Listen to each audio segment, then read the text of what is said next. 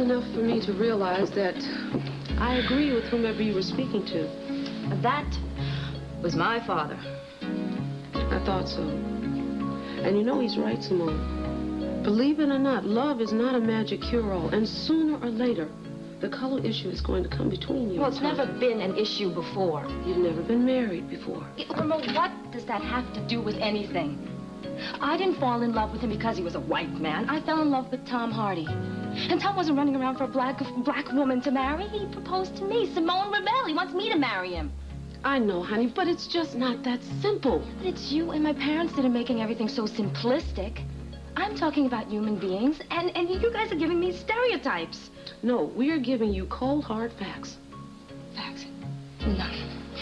The only fact is that you people are preoccupied, no, obsessed with this whole color issue from the very beginning of this ordeal. You know, you aren't the ones who are in love and getting married.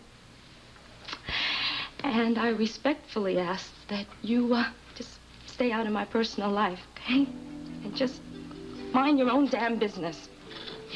Well, excuse me, I have patients to see.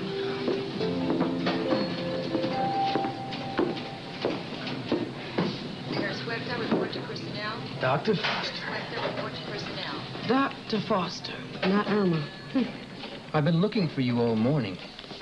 Well, Tom, you know how to call my office if you need an appointment. I've never noticed a lack of an appointment, keeping you from seeing Simone anytime you wish. I don't know what you're talking about, Tom, but I really don't have time to deal with it right now. I've got to get these reports finished. These reports can wait. This is more important. I want to know what right you have butting into Simone's life, making her miserable. Why this attack? This is no attack, Dr. Foster. This is a question. I know that Simone has problems, and I like her very much, and I've just simply been trying to help her through a very she's not your patient. For that matter, neither am I. So until one or both of us come to you for advice, I suggest you mind your own business. I suggest you not be rude. I'm very teed off, Dr. Foster. That is no excuse for bad manners. Now, I know Simone has problems, Tom. Why should you be one of them? So that's what this is about. You think that I am one of Simone's problems. Yes, I know you are. You're giving her fits under the guise of trying to save her from misery. There's something wrong with your logic, Dr. Foster. Do I have the right to say anything now, Tom? No. No, you don't. You don't have the right to. Not until you're asked to, so lay off.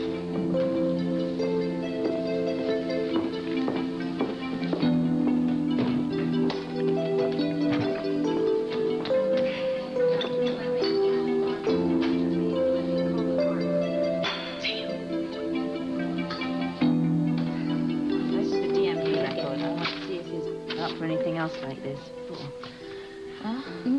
There's the few tickets here. He hasn't paid this one. This is since December last year. You get that? Yeah. Okay. Advanced corporate investigation. What? No.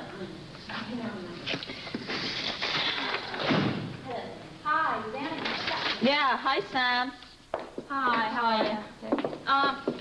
I'm here as a delegation of one from Chief Lewis. Did you find something out on the driver? Yep, we got him. And that's why I'm here, to say thank you very much for your help. Oh, that's great. Well, yeah, we were really up against a stone wall on this case. So they've already arrested the man who ran down Scott's client. Well, I don't know who Scott is, but if we're talking about Frank Walker, that's the guy. The hit-and-run driver was home when we got the address from the information you gave us. We went to nail him, and he confessed everything. The good news is he's heavily insured, so Frank Walker's going to come out of this okay. Congratulations. Oh, no, I just was lucky. I mean, I happened to be in the right place at the right time and all of that. I mean, this guy would come and see you in a few more days and give you the information, I'm sure. Well, just the same, Chief Lewis says he's very grateful. Well, I'm glad he's happy. And he says he owes you one.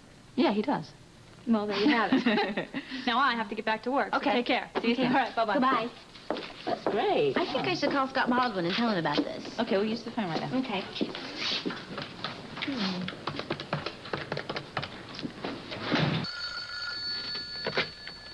Hello? Scott, it's Felicia. And guess what? What? The police have already arrested the hit-and-run driver. He's confessed, and he's heavily insured, so your client's going to come out of this whole thing just fine. Well, I'm very pleased. Just pleased? Well, you know, it's all in the line of work, just serving a client.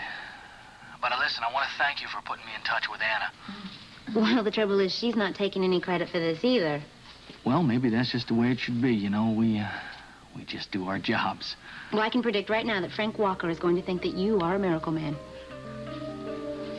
Listen, there's one thing you can do for me. What? Well, I was invited to the Hardys tonight for dinner, and I would really appreciate it if you come along with me. I don't want to go alone. Well, yeah, that would be very nice. Thank you. But meanwhile, feel good. For my client, yes, I do. Goodbye. So long.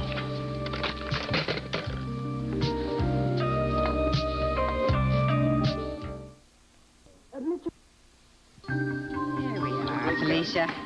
Thank you. It smells good. Good. There's cream and sugar here if you like Oh, it. thank you. There's one picture here I just really crazy about. Scotty. Cream and sugar is right here, Scotty. Just take the black, thank you. I like that dress. Well, I suppose I should ask if anyone would like an after-dinner drink. No, thank you. Felicia? Simone? Oh, no, thanks. Oh, you see, most of our guests are doctors, so they rarely have anything to drink after dinner. That's okay with me. Dinner was really wonderful. Mom's a great cook. Where do you taste Simone's Creole cooking? She's from Louisiana. You know, for my money, the cooking in the South is the best. Oh, yeah. Well, I don't think I quite measure up to that reputation. Oh, I suspect Simone is being too modest. Well, I should tell you that Scott is the modest one in this room. Oh, come on, don't. Is that right? No, well, he was working on one of Jake's cases, and he pulled off a real coup today. Hey. I just got lucky, that's all. Poor Charles is going to miss Jake, especially the people with no money who need legal help. Oh, that's for sure. You know, it was a great feeling today to be able to help somebody out and to actually win something for them. My father was a lot like that, even though he was a corporate man. Isn't that right? Yes, that certainly is right. Your parents know that my father was very disappointed in me. Wait a minute, Scotty. No, it's true, isn't it? Scotty, you're putting me on the spot. That's okay. I know what you're going to say, and I don't mind if everybody else hears it. Well, all right. It is true. You see, they sort of ran me out of town a few years back on a rail. Scotty, do you really think you want to talk about this now? Yeah, I do. I think it's good for me. It's good to just get it out and to just sort of, you know, open up about it. Have you kept in touch with your father at all? No, I haven't. I've tried, but it's just not the right time. Well, I do think it would be a very good idea if the two of you could get together. So do I. But I gotta accomplish something big first. Something important. Like what? Well, I want to be the man that my father wanted me to be. And when I do that, then I'll give him a call, and I think we'll get together then. Well, I certainly can't fault you for that. You're very understanding. Yes. Thank you. I'd say that Tom's mother is one of the fairest people I know. Likewise, his father. Yeah, Steve's great. One of these days, prove myself to him, and maybe he'll have dinner with me. Third floor nurse's desk. Jesse, I simply will not let you work a double shift, even if I have to replace you myself.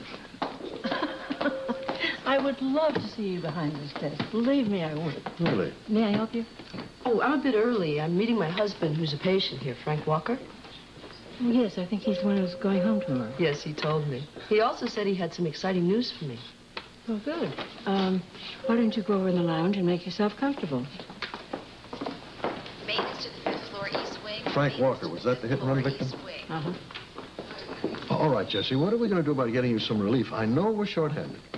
Well, George is coming in for the second half of the shift. Frank, what's the news? Let me tell you about a great guy named Scott Baldwin. He's a lawyer. Took over my case. And I'm telling you, this guy is Jake Myers in spades. What are you talking about, Frank? Well, he pulled off a miracle. That's what he did. I mean, he got some private investigator in with him, And between the two of them, they found out the name of the guy who had me down. I got the police in on it, of course. And they made the arrest. The guy confessed right away. He's insured, and he's rich. You mean we're not wiped out? No, that's right. Let's go down to the cafeteria and celebrate, okay? We could use some ice cream. There's something else, too. This Scott Baldwin, he said he'd take my kinks for nothing. I mean, even when he was talking to me on the phone about everything, he said he wasn't going to take a dime. Sullivan, contact the 6th floor nurses. Is that the Scotty Baldwin Maintenance, we Pat know? Sullivan, contact the 6th floor nurses. I never said that young man wasn't smart.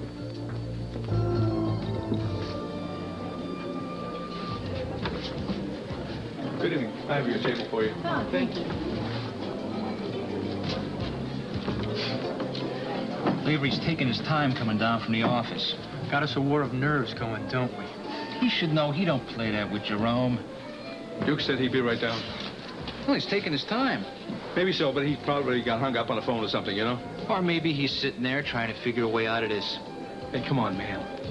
Your boss has given my boss a very bad rap. Keep out of this, Angel, if you want to stay healthy. Yeah. Who am I dealing with here? Well, it's about time, Lavery. It don't matter who you're dealing with. You know who sent us. Yeah, I know who sent you. I want you to give Mr. Jerome a message from me. Oh, we're not here to take messages. We're here to give one. And the message is that when Mr. Jerome wants something done, he wants it done. Got that so far? I'm not a hitman. I never have been. I certainly never will be, okay? Let me give you a friendly tip, Lavery. Oh, friendly? Yeah, I'm giving you the benefit of my experience. Now, Mr. Jerome has patience. Oh, that's good. But don't try it too long. He's got his eye on you now. On you and your family. You listen to me. You keep my family out of this, do you understand? As your friend with the advice said, once I get the hang of it, I'll take all of you, each and every one of you. Do you understand that? Boss. Hi. Hi. Hello. Hi. Hi. Take me home? Yeah, let's go. I'll just pick up my Hi, Angel. car. How you doing, all right? Okay, Come on, you tell me about the car. Come on, let's go. I wouldn't mind having her on our hands for a while.